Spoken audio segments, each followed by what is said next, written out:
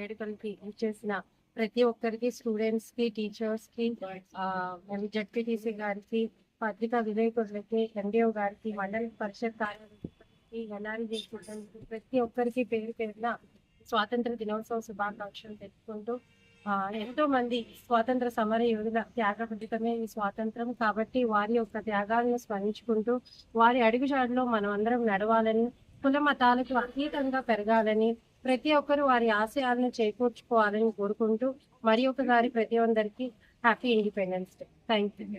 ఎలా పెరుగుతుందనేటువంటిది అర్థం పడుతుంది ఈ కార్యక్రమం. అలాగే అనేక అవకాశాలు కూడా ప్రభుత్వం కల్పిస్తూ ఉంది. కాబట్టి మీ రంగాలలో ఇప్పుడు రాబోయేటువంటి స్థానిక సంస్థల ఎన్నికలలో కూడా ఆడవాళ్ళకి రిజర్వేషన్ కూడా ఇవ్వడం జరిగింది ఆల్రెడీ. ఇప్పుడు అసెంబ్లీ, పార్లమెంటు వాటిల్లో కూడా రిజర్వేషన్స్ కి బిల్లు తీసుకురావడం జరుగుతూ ఉంది. కాబట్టి అది నెరవేరాలని ఈ కార్యక్రమం సందర్భంగా ఆశిద్దాం. పిల్లలందరికీ ఒకే ఒక్క మాట చెప్తాను. మీరు ప్రతిజ్ఞ చేశారమ్మా అందరూ చేశారు కదా. ఆ ప్రతిజ్ఞలోనే మీరు ఎలా ఉండాలో ఉంది. చుట్టూ ఉన్న వారిని గౌరవించాలి, పెద్దలని, తల్లిదండ్రులని, గురువులను, చుట్టూ ఉన్న వారందరినీ గౌరవించాలని, ఆఖరికి భారతీయ సనాతన ధర్మం కానీ భారతీయ ఆత్మ ఏం చెప్తుందంటే మనుషులను ఎలా అయితే చూస్తామో జంతువులను, మొక్కలను కూడా అలానే చూడమన్నారు. జగదీష్ చంద్రబోస్ గారు అదే చెప్పారు, మొక్కలకు కూడా ప్రాణం ఉంటుంది, అవి కూడా మాట్లాడతాయి అని చెప్పారు. సో మీరు చేసినటువంటి ప్లెడ్జ్లో కూడా అదే ఉంది. మొక్కలని, జంతువులను కూడా జాగ్రత్తగా చూసుకోవాలి, పర్యావరణాన్ని, మన వారసత్వాన్ని అవన్నీ చూసి ఎంతో గర్వపడమని చెప్తా ఉంది. దానిలో మీరు ఇప్పుడు ప్రతిజ్ఞ తీసుకోవడం కూడా జరిగింది. కాబట్టి అలా ఎలా ఉండమని చెప్పారో అలా ఉండడమే ఉత్తమ పౌరులుగా మీరు మారడం అనేటువంటి రాబోయేటువంటి తరాల్లో ఇప్పుడు మనం చూస్తా ఉన్నాం. జెడ్ అని ఇప్పుడు చూస్తా ఉన్నాం కదా. అందరూ యూత్ అంతా బాగా పార్టిసిపేట్ చేస్తున్నారు అన్ని కార్యక్రమాల్లో. మిమ్మల్ని మీకు కూడా ఒక పేరు పెట్టారు. ఏం పేరు పెట్టారంటే జెడ్ ఆల్ఫా అని పెట్టారు.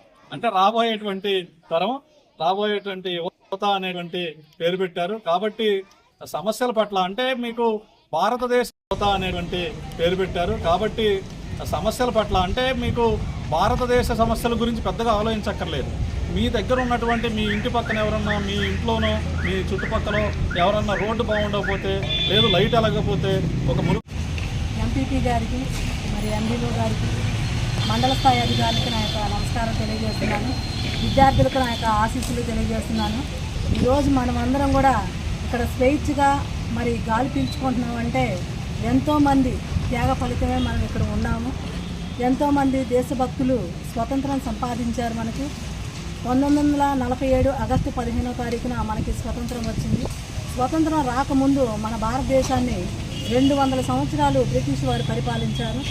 మరి పరిపాలించినప్పుడు మన భారతదేశంలో ఉన్న సంపద మొత్తం వాళ్ళు కొల్లగొట్టుకొని వాళ్ళ దేశానికి తీసుకెళ్ళి మళ్ళీ కొత్త నూతనంగా వస్తువులను తయారు చేసి మళ్ళీ ఇండియాలోని మళ్ళీ ఎక్కువ రేటుకి అట్లా అమ్మి మన సంపదనంతా కొల్లగొట్టే మరి అల్లూరి సీతారామరాజు గారు ఎంతోమంది ఎదురు తిరిగి మనకి స్వతంత్రం సంపాదించిన మహనీయులు వారిలో వీళ్ళు గొప్పవారు. ప్రతి ఒక్కరు త్యాగ ఫలితమే మనం అందరం ఇక్కడ ఉన్నాము. ప్రతి ఒక్కరు కూడా కుల, మత, జాతి అనే విభేదం లేకుండా అందరూ సోదర భావంతో మెలగాలని కోరుకుంటూ, రేపటి పౌరులు, నేటి బాలలే రేపటి పౌరులు కాబట్టి ప్రతి అందరూ సోదర భావంతో ఉండాలని కోరుకుంటూ